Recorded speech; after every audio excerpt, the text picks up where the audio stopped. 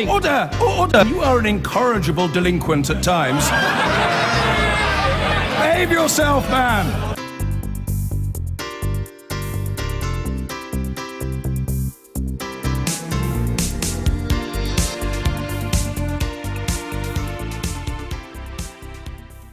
6 years of war and a country is almost destroyed. Its people fleeing the bombed-out ruins of their homes for unknown lands and an uncertain future. Yet while Europe wrangles over the refugee crisis, for the countries bordering Syria, the burden is far, far greater.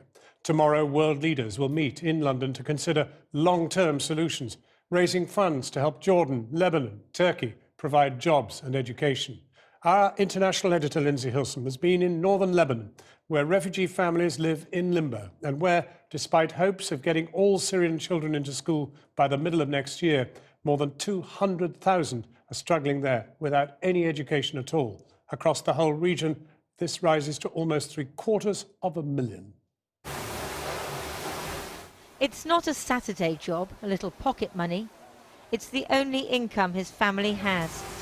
Mohammed cleans cars for 11 hours a day, 7 days a week. He's 12. When I'm asleep, I dream I'm back in Syria. I'm at school, playing with a ball. I dream about caramel ice cream. Sometimes I dream about playing football or eating sweets. Sometimes rice and sweets. I dream about the playground where I used to play. While he's working, his younger brother Yusuf's learning. Children in grade 1 should be 6. But after the family fled the war in Syria, Yusuf missed a couple of years of education.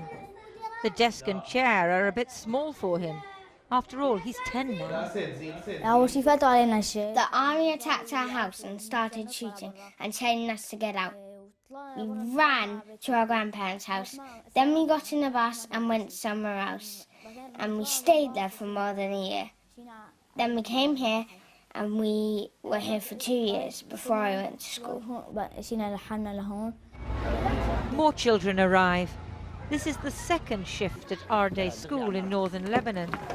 Lebanese children attend in the morning, Syrian refugees in the afternoon. On the surface, they seem like all kids, but they've seen things no child should see. Les quoi? Usine. Très bien. It's hard. Lebanese teachers normally work in French, not Arabic. The refugee children are desperate to catch up. I can see in their eyes, in the way they look at me, that I have their undivided attention. They love to study. Sometimes when I give them homework, they say, "Sir, sir, give me more practice, more exercises to do at home." Further south, the refugees can almost see their homeland. It's just across the mountains. But no one knows when they'll go back, if ever. It looks temporary, and that's what the refugees thought when they came here. We'll be here for 3 months, maybe 6 months. But the war's now into its 6th year. They could be here for a decade or more. Children were pulled out of school, and half of them are still not getting any education.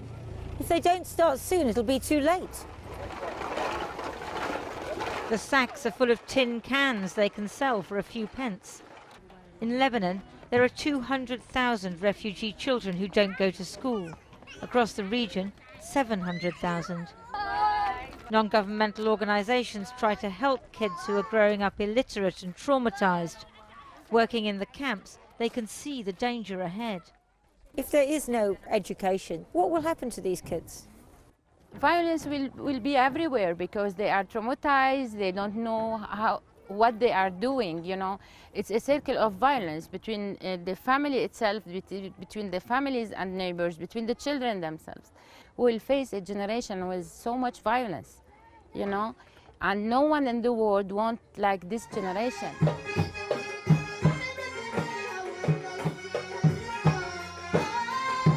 The song is about rebuilding Syria. It's a distant dream. The class in this tent is for kids who don't go to school because they're too disturbed to concentrate, or simply because their parents can't afford the bus fare.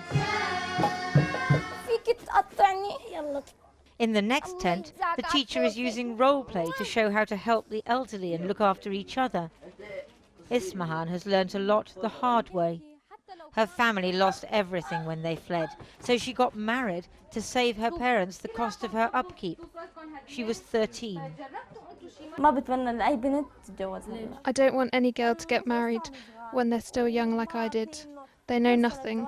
They think getting married is about wearing a beautiful dress, but they don't know about all the other things involved. Did your husband beat you? Yes, he beat me.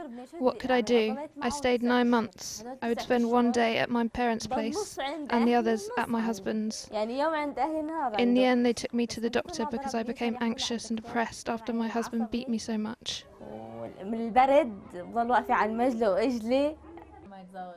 She looks quite happy now. That, she says, is because at the age of 16, she's divorced. Processing garlic by hand, another way to earn a little. Adult refugees need official papers to get a job, and it costs hundreds of dollars to register with the Lebanese authorities. That's why families make their children work. I feel so sad about my daughter not being in school because it means she hasn't had a childhood. Our children haven't enjoyed themselves like others. In their lives they see nothing but suffering and death. We have nothing. Back in northern Lebanon, Mohammed is cleaning inside a car, working for a boss who pays him $3 a day. That's his life now. Syria, school, it's all receding in his memory. I had a teacher, but I forget her name, and I had friends I used to play with. I remember a little of what I learnt. I can read and write, but my writing's not so good.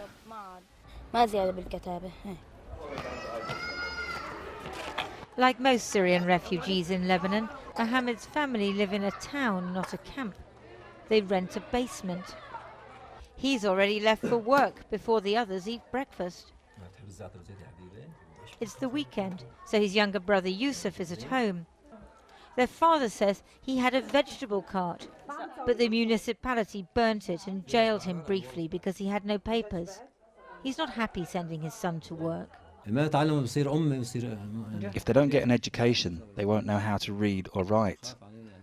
I fear that in the future they'll blame me, their father. I feel bad. How can my son be out there in this cold weather washing cars? I cry for him because he should be at school. But now he's helping his father pay for the family. Yusuf plays with his friends. If they can afford it, his parents will let him stay at school. If not, he'll join hundreds of thousands of other refugee children growing up poor and angry on the streets of Middle Eastern cities, prey to violent ideologies and despair. A generation of Syrians lost to war and ignorance.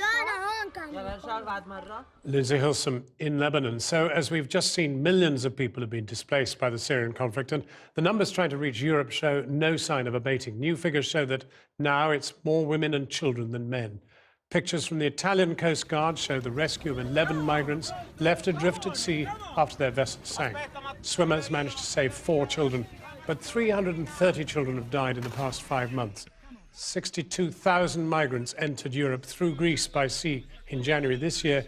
That's nearly double the number who arrived via the same route for the whole of 2014. And on the Greece-Macedonia border, thousands of migrants spent the night in the freezing cold because protests by farmers and cab drivers have effectively closed that border. Well, joining us now is the former Foreign Secretary, now head of the International Rescue Committee, David Miliband. David Miliband, can we just first look at the region? I mean, one of the revealing things about Lindsay Hilsum's report was that the camps that she visited were really not great, and there's not obviously been the kind of investment that they need if they're to be long-term resources. No, Lindsay's report is absolutely right in pointing to the degradation that exists there, but she also used a telling phrase. She said they were built for people to be here for 3 months. there's been a convenient fiction, convenient for some in the Arab world and convenient for some in the West, that this was a short-term conflict and there needed to be a short-term plaster put on the wound. In fact, there's no sign of the war ending. The political talks have been adjourned today.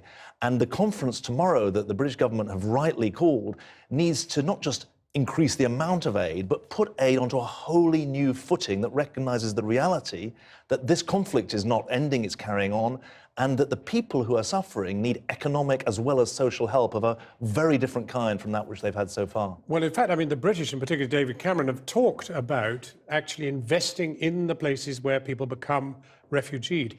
But there's no evidence of kind of long-term townships, employment, all the sort of things which might make life sustainable and keep people in the region so they can go home eventually. Well, credit where it's due. The government have called this conference with the UN and Kuwait to say precisely we don't just need more aid funding, we need economic financing. And there's essentially a deal to be done, which is that countries like Jordan and Lebanon, countries that have got 10, 20% increase in their population with refugees, need a massive influx of support for their infrastructure development, for developing their economy with these millions of extra people. And on the other hand, the Syrians need to be allowed to work. We've been calling for 1 million work permits across the region so that these adults who are educated can get a chance to earn a living and their kids can go to school.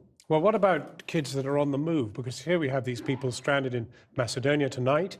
We have people on the move all the time, and a good number of them are unaccompanied children. Should Britain, for example, be taking unaccompanied children? Certainly. I mean, the government in the UK have said 4,000 Syrians will be allowed into the UK per year.